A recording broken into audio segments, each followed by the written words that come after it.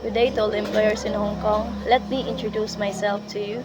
My name is Juliet Lunadinla, 32 years old, from San Jacinto Masbate, Philippines. I'm a single parent with 3 children, and my oldest son is 10 years old, and my daughter is 5 years old, and my youngest son is 2 years old. My mother's name is Mrs. Ilsa Luna de Inla, and my father's name is Mr. Vicente Lique de Inla.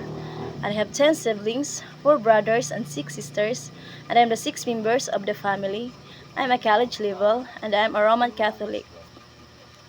My working experience here in the Philippines as a housemaid for 3 years.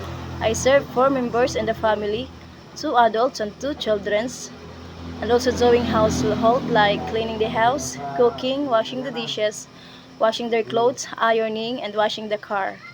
Ma'am and sir, I'm applying this job for my children's future and my family needs. To my future employer, I hope you to choose me as your domestic helper, and I promise to you that I'm hardworking, honest, faithful, and I will do my very best to provide you better and excellence in service. Thank you so much and God bless.